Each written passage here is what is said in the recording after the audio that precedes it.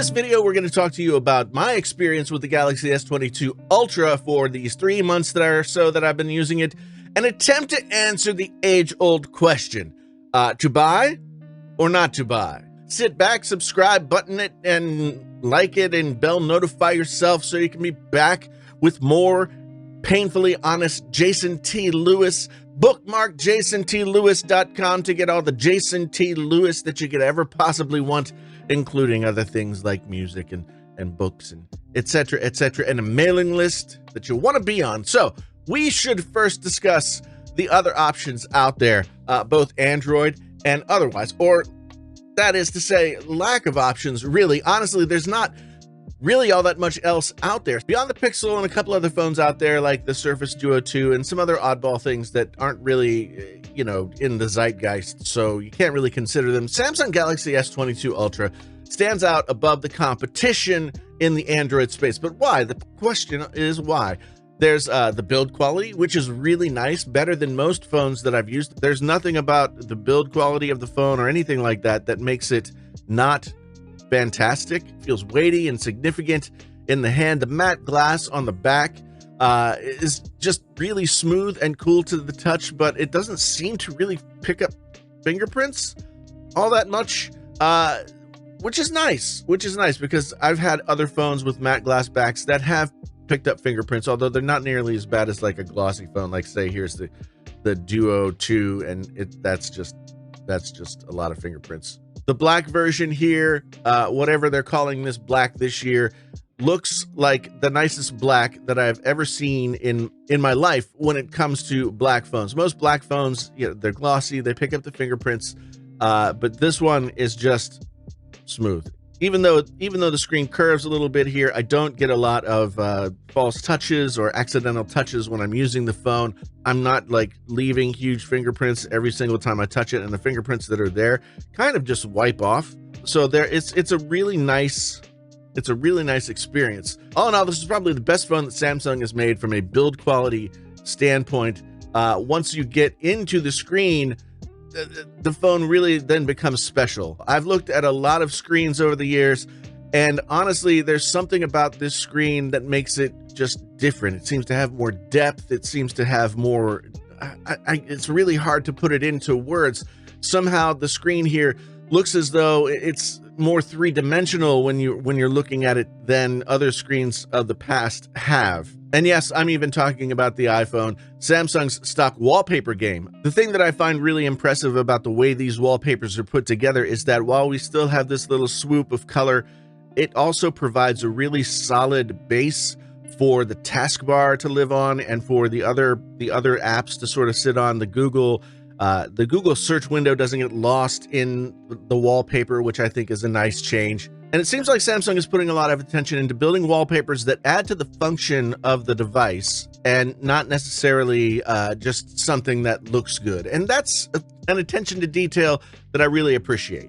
And that attention really flows over to the rest of the design. One UI, Samsung's proprietary Android sort of, I guess, overlay or launcher, brings more functionality to the phone, but largely stays out of the way, which is not something that it's always done, at least not always done effectively. One UI rarely forces you to do something that it wants you to do, but there are additional features in there, like you slide over from the side for this app drawer, or you can get to the regular app drawer down here. And then there's the still existent but less intrusive Bixby that actually works a whole lot better than Galaxy Notes of the past. Hey Bixby, take a selfie.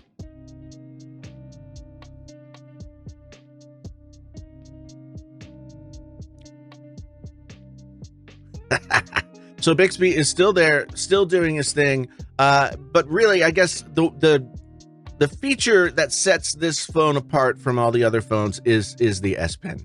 And I guess that's really what we need to talk about here is, of course, the S Pen. It's long been a staple of the Galaxy Note series, which has now been discontinued and folded into the S series as their top tier option under the name S blank Ultra. The S Pen is more feature-rich than ever. I mean, you've got everything from creating notes to Smart Select, Screen Write, live messages, AR doodles, translation, pen up for drawing, and you can add more all the time. So there's tons and tons of different S Pen options here I think it's something like 13 or 16 in total. And I know that some people don't use the S Pen a lot, and they claim that it's not really all that big a deal to have it added to the phone here. But anybody who doesn't really use the S Pen when buying a phone like this or having bought the Note phones in the past, those people usually just didn't spend the time to use the phone as necessary. It's an incredibly powerful tool, whether you use it every day or only occasionally. Samsung and other companies are not really shy about taking away features that they don't really believe are all that useful anymore. The IR blaster that used to be on the Note phones, the headphone jack, the SD card expansion, all those things have been taken away, and yet the S Pen remains. So that has to tell me that Samsung has done some market research that tells them that people still use and love the S Pen. And so I'm glad that it's still here in this S22 Ultra. That's really the lifeblood of the Note series in my estimation. So when it comes to the camera, I don't really have much to say other than in the still camera department, the S22 Ultra has yet to take a bad picture for me. Cameras weren't always the strong suit of Samsung phones, but in the past few years, they have made huge improvements, and I found myself reaching for the S22 Ultra for still photos over my iPhone and liking what I'm getting from them. I think it's two things. Samsung has gotten a lot better with the cameras, and Apple has done something to the cameras which makes the still cameras on the iPhone not so great. The video performance on this is good, but not class leading. That still goes to the iPhone. Every year, Apple brings out some new feature that no one ever thought would be a feature on a smartphone camera and makes it work incredibly well. This year, it was cinematic mode, where the camera can rack focus from one subject to the next and do it seamlessly like they can in films, and neither Samsung or any other Android phone really can keep up with the iPhone and in the video department. It can't be done. But it's all not wine and roses. The battery life is still not what I'd want it to be, especially when you consider that it has a very large 5,000 milliamp hour battery. I can get a day of use out of this. Even if I'm using it heavily for a day and I'm running on fumes at the end of the day, I don't have very much battery anxiety. On lighter days, I can usually make it into the next day, maybe to noon or a little bit past noon before I have to charge. I do tend to charge every night, so that doesn't impact me all that often. But by comparison, the iPhone 13 Pro and Pro Max are easily 2-day phones. They're much improved from the iPhone 12. I think they each have an hour or two more battery life between them, and the iPhone 12 Pro and Pro Max were already beating what this Samsung has to offer. So there's potential there for the battery life to be better, and I don't know why it's not. Maybe it's something to do with Android optimization. I don't know, but it is very, very good. The Fingerprint Reader is the fastest and most responsive that Samsung has had, and their face recognition actually also works better than it has before. If the Fingerprint Reader fails, then it seems like the Face Unlock picks up the slack. So I have really not had any trouble with the Face ID or the Fingerprint Reader thus far. This is the first under the screen fingerprint reader I have used that I really like and can trust. But still, while they're improved, neither of these have the magical sort of Face ID thing that the iPhone does, or even the instantaneous function of Touch ID that's present still on the iPhone SE 2022 that just came out. And you'll notice that I'm mentioning the iPhone a lot, but that's mostly because I feel like the smartphone game, at least in the United States, has come down to Samsung and the iPhone. Manufacturers like LG and others have stopped making phones, and in the US, the number of other Android phones available to compete are fewer and farther between than ever before. If you want a top-tier phone, then the S series and the iPhone are really the only two phones that you can consider. That's really where it's come to now. The smartphone market has really narrowed down to this point.